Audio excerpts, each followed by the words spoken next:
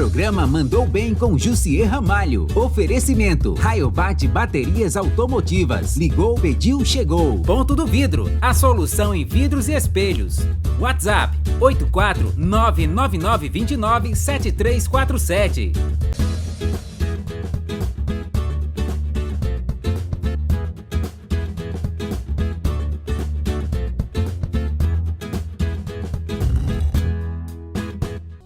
Existem pessoas que buscam a vida, outras pessoas que reclamam de tudo e de todos. Pessoas que vivem o tempo todo dando desculpas e se vitimizando. A história dessa mulher que vamos contar hoje é incrível. Uma das histórias mais emocionantes que eu já vi no meu programa. A história de Wilaneide Campos, uma mulher que já passou por tantas situações difíceis, que venceu, deu a volta por cima e está aqui hoje firme e forte. Wilaneide, muito obrigado por participar do programa Mandou Bem. Eu quero conhecer um pouco da sua história junto com meus telespectadores, que eu sei que vão se emocionar comigo. Olá. Bom, eu que agradeço pela oportunidade de estar aqui, pelo convite de estar no seu programa, é uma honra participar. Até porque, pela minha trajetória de vida, eu jamais imaginei passar por um lugar desse. Assim, é muito gratificante estar aqui, poder compartilhar com as pessoas que vão assistir o nosso programa. Aliás, o seu programa, né? É nosso, né? Mas, Wilaneide, você é merecedora. Eu sei que eu já conheci um pouco, você já me passou tudo. Essa mulher, aos 3 anos de idade, ela teve a primeira experiência da vida, né? Como foi? A gente vai começar com um assunto bem polêmico, bem difícil, mas é necessário se falar sobre esse assunto. Na verdade, foi aos 5 anos de idade. Aos 5 anos de idade, eu sofri a violência sexual cometida pelo meu avô, o pai da minha mãe. Aos 5 anos? Dos 5 aos 7. 2 anos? 2 anos. E você não tinha como explicar nada, né? E falar nada?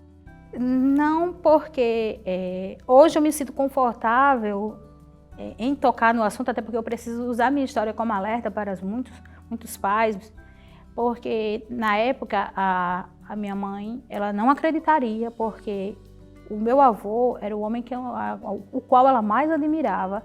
Ela jamais iria acreditar se eu fosse contar. Tem uma irmã sua também, né?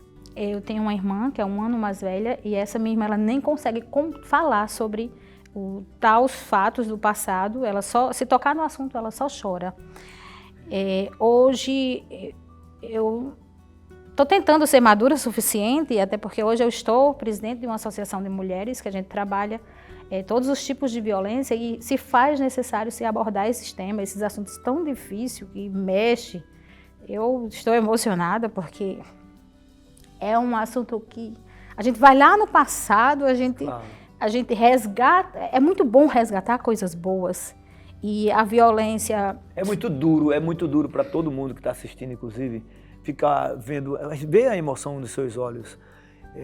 Uma criança de 5 anos ser bulinada ou ser, sei lá, violentada pelo próprio avô. Quer dizer, as pessoas de dentro de casa, né, onde não se imagina. Mas essa foi uma fase difícil na sua vida. Depois disso, nós temos um programa que vai demorar mais ou menos uns 20 e poucos minutos e a gente precisa contar todos os detalhes da sua vida para que as pessoas possam entender como você é forte. Depois disso aí, qualquer um se abala psicologicamente com uma situação dessa, mas teve um outro problema logo em seguida, que foi o seu pai quando vendeu a casa. Como foi isso? Quando eu tinha aproximadamente os meus 16 anos, a minha mãe estava internada na UTI do hospital. Na época, há mais ou menos 30 anos atrás, não se sabia o porquê que ela tinha secado do dia para a noite, como dizia na época, que ela ficou curiosa de repente. E fez uma série de exames na época, inclusive fez exames de HIV, fez exames de inúmeras doenças que poderia ser pertinente para ela ter chegado àquele estado e estavam todos negativos e ela ficava sempre indo e voltando para o hospital.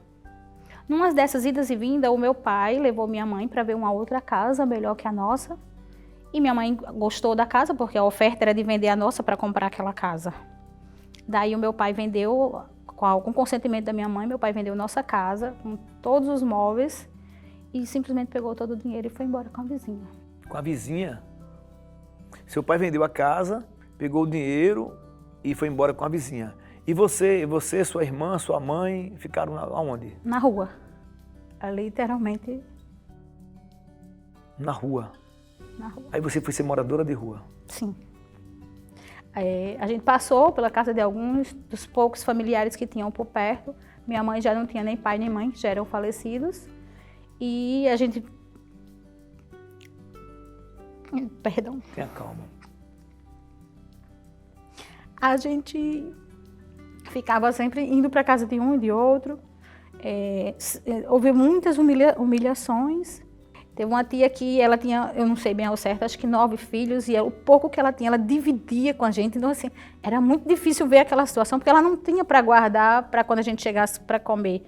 Ela tinha que dividir o pouco que ela tinha. Como diz a música de Djavan, se eu não me engano, diz assim, difícil é não ter e ter que ter para dar. Exatamente. A sua tia fez isso, né? Exatamente. É a tia que eu amo muito, tia Lucimar Moraes. Tenho muito apreço por ela. Hoje ela mora num assentamento de Sebastião Andrade, ali próximo de Macau, mas tudo isso foi lá na cidade de Mossoró, na cidade na qual eu nasci. E a minha irmã, que é um ano mais velha que eu, na época voltou um namoro que tinha terminado porque descobriu que a pessoa não era de boa índole, mas dado a circunstância, ele se aproximou dela e eles foram morar junto. E ela aceitou a oferta porque ela era para ter um lar, para ter uma casa. Entendi. Para sair da rua, né? Exatamente. Aí, no caso, eu fui para casa que ela estava morando com ele, mas eu não suportei ver o sofrimento dela. Ele batia muito nela. Ele também deixava faltar comida. Então, assim, não foi uma boa trajetória e eu não suportava ver aquilo. Uma certa vez, numa madrugada, foi a primeira vez que eu dormi na rua. Eu saí porque eu não aguentei para ver. Ele batendo nela? Sim.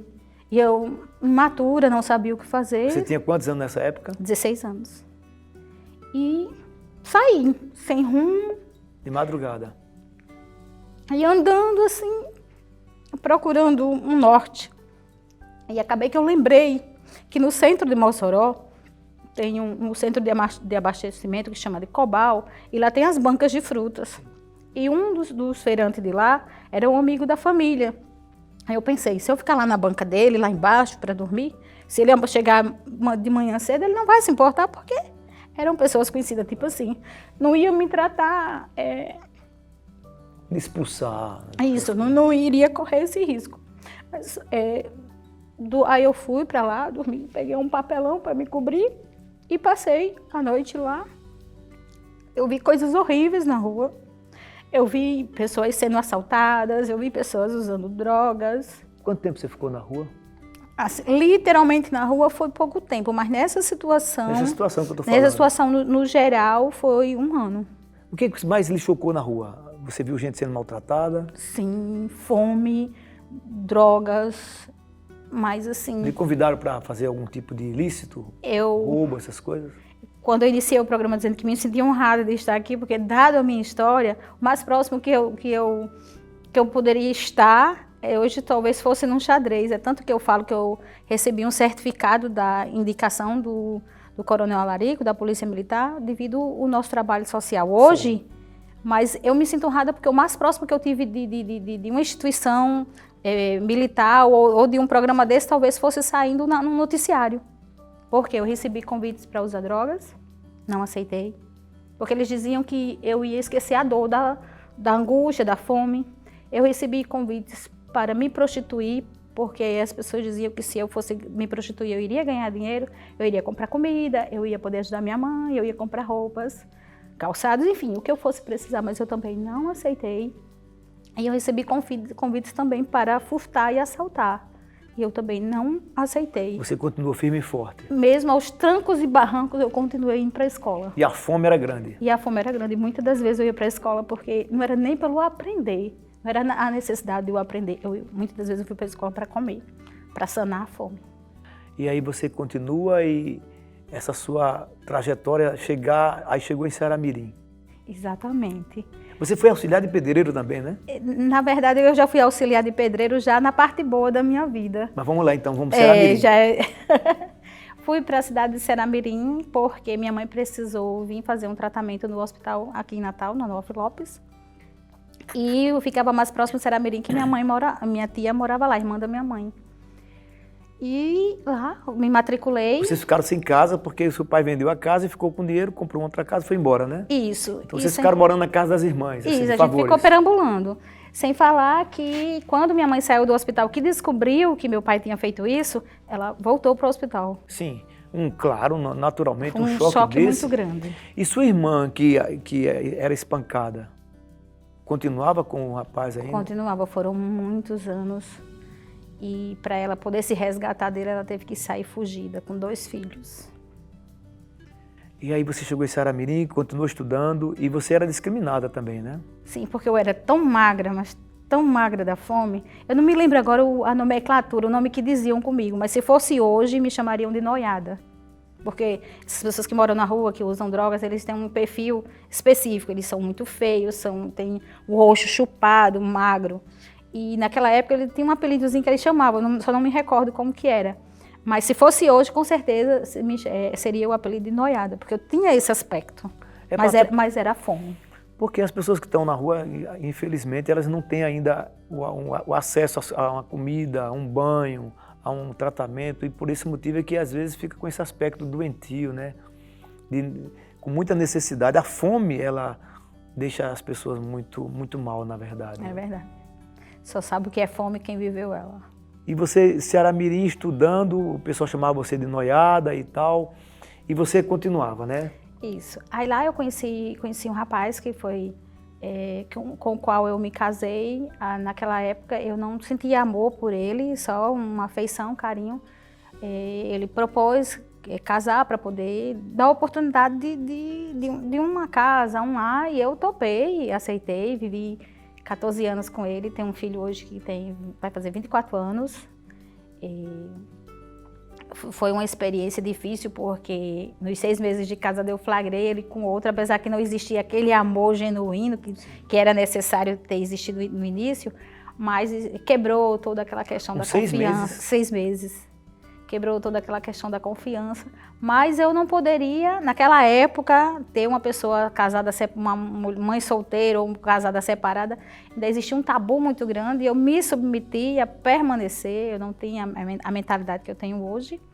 Passaram-se alguns anos, 2 anos, ele foi morar em São Paulo e com 6 meses após eu fui para São Paulo, onde eu comecei a fazer outros cursos.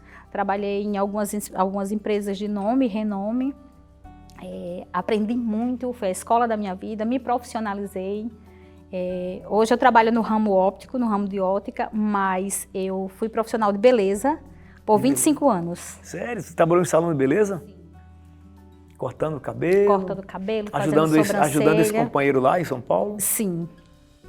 E a sua mãe estava aqui com os outros filhos? Ela estava aqui, mas eu levei ela e minha irmã e meus 2 sobrinhos para São Paulo. Sim, a sua irmã que saiu fugida. Isso, justamente para lá, né? Eu levei eles embora. Conforme eu fui me estabilizando, eu fui levando eles para ficar lá comigo. E seu pai? Hoje... Não. O seu pai ficou aqui com a vizinha? A gente perdeu o contato. Sim, perdeu o contato com ele. Mas certa vez, ainda naquela época, ainda naquele ano, eu fazia o primeiro ano do magistério, acredito que era 1990, se eu não me engano. Eu soube que ele estava na casa da minha tia e fui até lá, porque era o final do ano, para a conclusão do primeiro ano do magistério, era necessário se adquirir um livro para fazer o resumo desse livro, que seria a conclusão do primeiro ano do magistério. Então eu fui lá muito cheia de expectativa e de inocência, porque se ele me tirou um teto, se ele me negou o alimento, ele jamais iria me dar um livro. Se ele negou o amor. Mas aí eu chamei ele do lado de fora, ele veio, me ouviu muito atento, muito mais atento do que você está aqui agora. Ele atentamente me ouviu a minha necessidade da aquisição do livro, mas a resposta que ele me deu... Peraí, não vamos dar a resposta dele agora não. A resposta a gente vai dar daqui a pouco. Sai daí que a gente volta já já. Você tem interesse em crescer e mudar de vida? Então vem contar sua história aqui no Mandou Bem. Queremos ajudar você a mostrar para milhares de pessoas que você manda muito bem. Criar, inovar, empreender e motivar. Gente que sai de sua zona de conforto e tem coragem de se mostrar para o mundo compartilhando suas experiências. O que você está esperando? Venha contar sua história aqui no Mandou Bem com Jussier Ramalho. A Ponto do Vidro é uma fábrica de vidros temperados. Trabalhamos com vidros laminados, comuns, vidros jateados, espelhos e muito mais, com preços diferenciados para vidraceiro, marceneiro, serralheiro, construtores, arquitetos e engenheiros. Faça já o seu orçamento. WhatsApp 84999297347. Rua Doutor Manuel Miranda 2361, Bom Pastor. Ponto do Vidro. A solução em vidros e espelhos. Se a bateria parou, a Rayobat tem a solução. Ligou, pediu, chegou. A Rayobat vai até você. Aqui você encontra baterias para seu carro, moto, caminhão, barco e no break. Somos revendedor multimarcas. WhatsApp 988-390136. Avenida Nevaldo Rocha, 2908, Lagoa Nova. Antiga Avenida Bernardo Vieira. Estamos de volta com Ilaneide Campos, essa mulher que está contando a história dela, que passou por grandes dificuldades, mas até agora ela está nos mostrando uma pessoa muito centrada, resiliente, persistente e determinada. Como foi a resposta depois que ele ouviu toda a sua história? Ele atentamente me ouviu e também atentamente me deu a resposta de que se eu estava precisando de um livro, eu fosse me prostituir. Como é? Ele disse, o seu pai lhe mandou você se prostituir para comprar um livro? Exatamente. Meu Deus do céu, como é que um pai pode olhar para uma filha e dizer assim, não te dou um livro, vá se prostituir para comprar o livro? Ele disse, vá se prostituir, ganhe dinheiro e compre o seu livro. Essas foram as palavras dele. O que passou na sua cabeça nesse momento que você procura seu pai para conversar com ele, para pedir uma ajuda, para comprar um livro, para você concluir um ano de magistério, que era a profissão que você estava vislumbrando? Naquele momento foi um turbilhão de pensamentos, raiva, angústia, revolta, mas eu decidi que dali para frente seria a última vez que eu iria procurá-lo. E olhei atentamente nos olhos dele e falei que eu ia estudar, eu ia crescer e eu ainda iria ajudá-lo. E ajudei 3 vezes. Sério? Como foi então essa história? Você quer dizer que, além de seu pai não lhe ajudar, lhe mandar você se prostituir, você continuou o curso, se formou, claro, com dificuldades, e você ainda o ajudou? Sim. Passados-se alguns anos, ele apresentou com câncer na próstata. E a esposa dele, a mulher com quem ele foi embora, ela me procurou falando que ele tinha apresentado câncer na próstata e estava em fase de tratamento, precisando de ajuda. E eu o ajudei financeiramente. Por sinal, eu ajudei 3 vezes financeiramente, pela essa questão da doença dele. Ele foi grato? Não. Eu não sinto nem ódio, nem amor, mas assim, tem um sentimento dentro de mim que eu atribuo a ele tudo que eu passei. Porque quando criança, porque minha mãe precisava ajudar ele, minha mãe não ficava em casa para cuidar da gente. Então, eu sofri os abusos sexuais do meu avô. Em função dessa saída Exatamente, em função dessa saída da minha mãe, porque ela tinha que ajudar ele, ela era quase como se fosse uma obrigação de ter que ajudar ele. Então, eu atribuo ao meu pai, por isso. Eu morei na rua, eu dormi na rua, eu comi comida do lixo. Como é aquela história da carne que vinha do vizinho, outro vizinho que não tinha para dar e buscava, tinha que ter para dar, que ele pegava comida na rua e trazia a carne, vocês ferviam a carne? Nós tivemos, nesse período, um dos meus irmãos alugou uma casa e a gente foi morar, um quartinho, um cortiço, que eram vários quartinhos, e um banheiro feminino e um banheiro masculino, mas as portas eram velhas, cheias de brechas, e os homens ficavam brechando as mulheres quando iam usar o banheiro.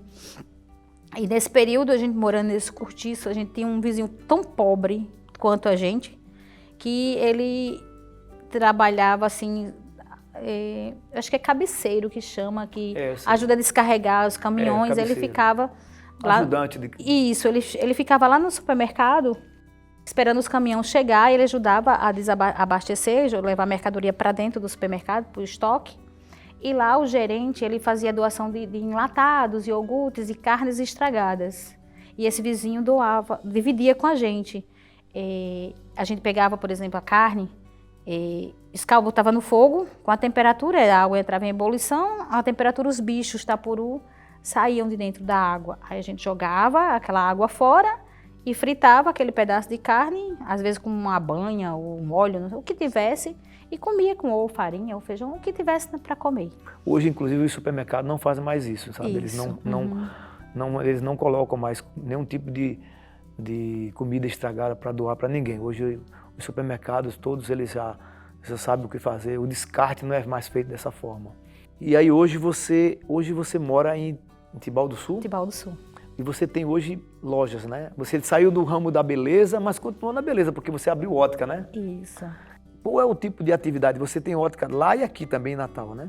Eu tinha 2 lojas físicas, a de Tibau do Sul e na Zona Norte de Natal.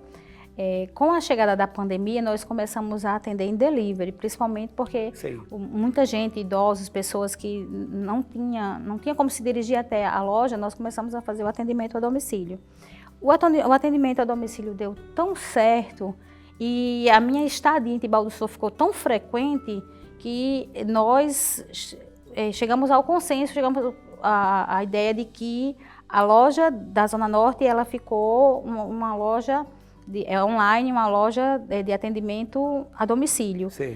Hoje o meu cliente da Zona Norte, que é o Forte, em Natal o Forte é na Zona Norte, eles têm essa comodidade de o carro levar no exame médico, o técnico ir até a sua casa para você escolher o seu óculos e recebe em casa também. Que maravilha! Eu sei que você também doa alguns óculos, né? Sim, eu estou presidente de uma associação de mulheres devido à minha história, com a chegada da pandemia. Na verdade, a ótica já fazia um trabalho social. Sim. Era um trabalho social da ótica. A gente doava um óculos por mês, exame, armação e lente, o óculos completo. Certo. A gente traçava o perfil social da pessoa e as pessoas de baixa renda a gente fazia essa doação. E doávamos 10 cestas básicas por mês. Com a chegada da pandemia, aquele cliente de carnezinho começou a falhar com o pagamento, o rendimento começou a cair. Aí eu percebi que eu não tinha mais condições nem de doar o óculos e nem de comprar esses 10 cestas básicas, porque eu tenho que pensar também nos meus filhos. Claro. Então eu pensei, eu não consigo mais caminhar sozinha e eu não posso parar de ajudar. Sabe por quê, José? Eu cheguei numa casa para receber uma prestação e eu fui surpreendida com a fome. Aí eu revivi toda a minha história. O filme passou na sua cabeça. O filme passou na minha cabeça. Então eu voltei, fui na minha casa, peguei alimentos no meu armário. Eu fui para receber a prestação e não recebi. Fui embora, voltei nessa casa, daí eu já voltei com alimentos. E não fiquei chateada porque essa pessoa não podia me pagar. E por incrível que pareça, passaram-se 2 anos dessa história que eu estou contando e ela não me deve nem um centavo, ela me pagou. Assim que ela pôde, ela me pagou. Pois é, então coisa interessante e são atitudes assim que a gente tem que levar à frente. Me diz uma coisa, você com essa garra toda, com essa determinação, como é o nome dessa associação de mulheres? A associação Elas Podem RN. Elas Podem RN. Isso. Esse é o Instagram? Isso, esse é o Instagram, @Associação Elas Podem RN. Aí com a chegada da pandemia, eu vi que precisava me unir a outras mulheres, convidei as amigas para somarem comigo. Eu digo, a gente vai sair pedindo a quem tem, para dar para quem precisa. Hoje nós contamos com o apoio da Polícia Militar do Rio Grande do Norte, o Bombeiro, instituições de São Paulo, do Rio de Janeiro, como a União BR, a Gerando Falcões, a CUFA, a Vale do Rio Doce foi uma das patrocinadoras de muitas cestas básicas nessa pandemia, Gerando Falcões, entre muitos outros apoiadores, a associação de bairros também somam com a gente, inclusive ontem, né, a gente recebeu algumas cestas básicas da Associação das Qual o Mães. telefone de contato se alguém quiser doar uma cesta básica para vocês? 988776684. É o WhatsApp também. Não tenho nenhuma dúvida que muita gente vai ligar para vocês. Eu sei que muitas mulheres que estão assistindo a gente foram tocadas, não porque viveram experiências iguais, mas foram tocadas porque viram nessa mulher um exemplo de determinação, um exemplo de vida. Com outras mulheres que aqui estão com vocês, né? A nossa associação, ela tem vários projetos dentro dela, inclusive o projeto de inclusão visual. Se você que estiver nos assistindo for classificado de baixa renda e estiver precisando de uma prótese ocular, nós estamos em parceria com o optometrista, protesista Leuber Fernandes, que ele faz o trabalho manual, as próteses, e ele doa 100% gratuita para as pessoas de baixa renda. Como é o nome da sua ótica? Você não falou ainda. Ótica WSC. Esse é o Instagram? E é o Instagram também. @ótica_WSC. Nós temos óculos solares e armações de grau da marca WSC. Que maravilha. E está para chegar agora, no finalzinho de fevereiro, a nossa nova marca, a Cheeky Glass. Óculos Atrevida. Maravilha! Você é uma empreendedora nata, você é uma pessoa que cativa, que você chegando em todo lugar, que você preenche os espaços. Uma mensagem para as pessoas, para as mulheres, para os homens, para os seres humanos que estão nos assistindo. A mensagem que eu deixo para vocês é que muitos olham para nós como estatística. Eu era uma estatística, mas eu me tornei uma realidade. Não se limite, não se acomode, burle o sistema. O sistema diz que você não pode, mas eu digo que você pode. Muitos olham para você como uma mulher, ou como uma criança, ou como um homem, mas eu olho para as pessoas como possibilidades. E possibilidades que a gente respeita, porque tem história. Respeita você mesmo, respeita a sua história, respeita as suas origens e se faça presente, se faça necessário, porque o lugar de mulher é onde ela quiser. Lugar de mulher é onde ela quiser, no coração de todo mundo. Mulher, esse ser humano incrível, o único capaz de dar a luz, de continuar a humanidade, né? Então, que vocês tenham muita paz, que vocês, mulheres, encontrem sempre histórias empreendedoras, histórias inspiradoras, não de tanto sofrimento como essa daí, mas se inspirem, ajudem, porque nós nascemos para servir. Quem não vive para servir é porque ainda não aprendeu a viver. O Manda o Bem vai ficando por aqui. Quero te agradecer imensamente a sua história, compartilhar conosco e dizer para você, telespectador, domingo, 8h30 da manhã, estaremos aqui novamente. Tchau. Programa Mandou Bem com Jussier Ramalho. Oferecimento: Rayobat Baterias Automotivas. Ligou, pediu, chegou. Ponto do Vidro. A solução em vidros e espelhos. WhatsApp: 84999297347.